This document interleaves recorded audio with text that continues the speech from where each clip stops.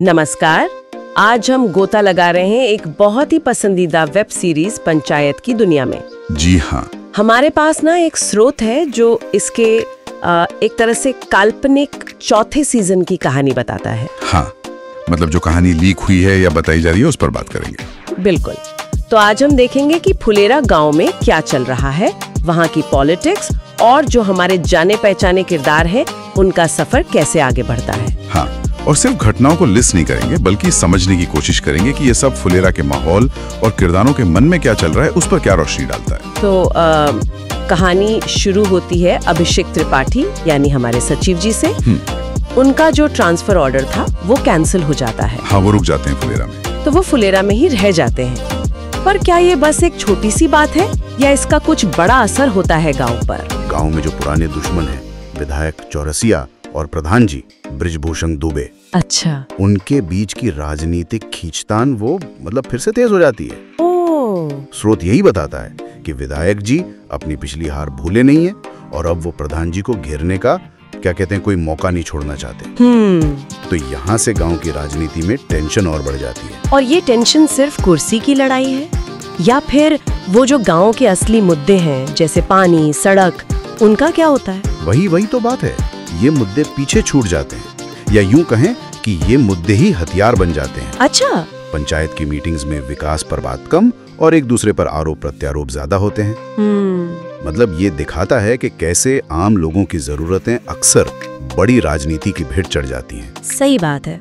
अच्छा, इसी सब गहमा गहमी के बीच अभिषेक एक लाइब्रेरी खोलने की कोशिश करते हैं, है ना?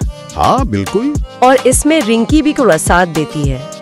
तो ये क्या बस एक साइड स्टोरी है? नहीं, मेरे हिसाब से ये बहुत महत्वपूर्ण है।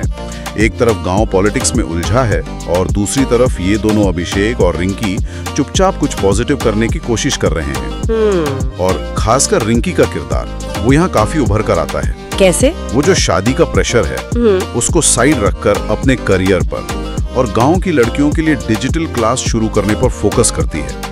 ये फुलेरा में महिला सशक्तिकरण की एक धीमी लेकिन मजबूत आवाज जैसी है। वाह, ये तो काफी इंटरेस्टिंग डेवलपमेंट है। अच्छा, और विकास का क्या? अभिषेक का दोस्त, उसकी कहानी में क्या चल रहा है? विकास की अपनी जद्दोजहद चल रही है। वो प्रमोशन के लिए स्ट्रगल कर रहा है, बार बार नाकामी मिल रही है। ये गांव की बड़ी राजनीति के साथ साथ चलती है एक आम इंसान की एक व्यक्तिगत लड़ाई है।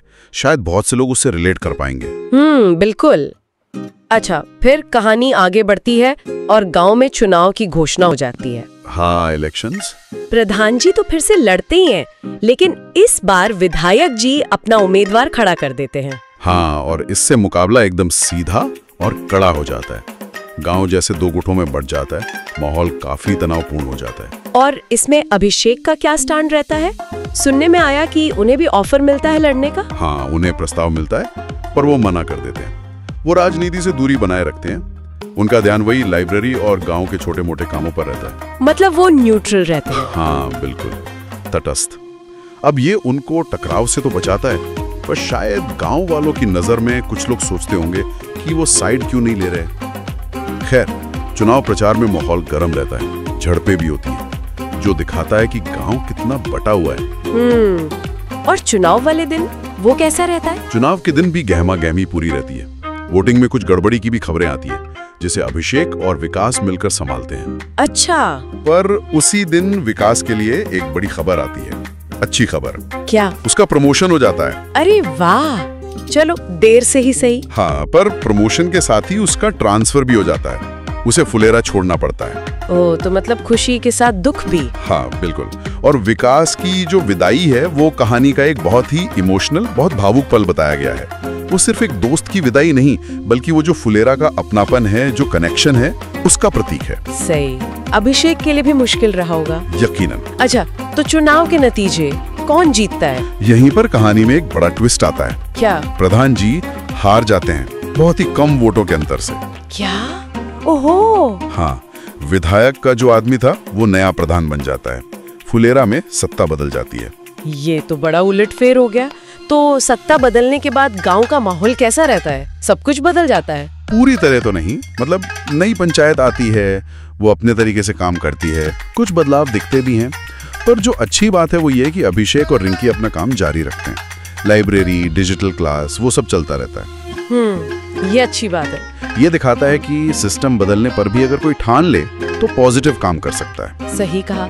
और कहानी के अंत में क्या होता है? अभिषेक का क्या होता है? अंत में अभिषेक का फिर से ट्रांसफर ऑर्डर आ जाता है। ओह, फिर से? हाँ, और इस बार वो जाने का फैसला करते हैं। जाने से पहले अभिषेक और रिंकी वो पहली बार शायद खुलकर अपनी जो अनकही भावनाएं हैं उस पर बात करते हैं। अच्छा। कोई बड़ा ड्रामा नहीं, पर एक खामोश सी समझदारी के साथ वो अपने अपने रास्ते चुनते हैं। अच्छा। अभिषेक फुलेरा छोड़ देते हैं, रिंकी अपने सपनों पर काम करती रहती है और गांव की जिंदगी अपनी रफ्तार से चलती रहती है। हाँ, लोग पुराने प्रधान जी को याद जरूर करते हैं, ऐसा स्रोत बताता है। तो कुल मिलाकर ये जो कहानी सामने आई है, ये सपनों की, संघर्ष की, गांव की राजनीति की और बदलते रिश्तों की कहानी है। बिल्कुल।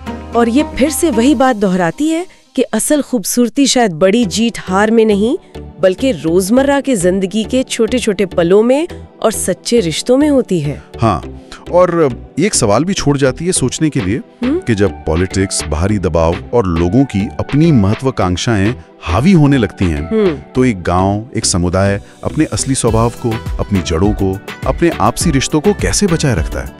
ये एक पहेली है जिस पर शायद दर्शक सोच भी सकते हैं।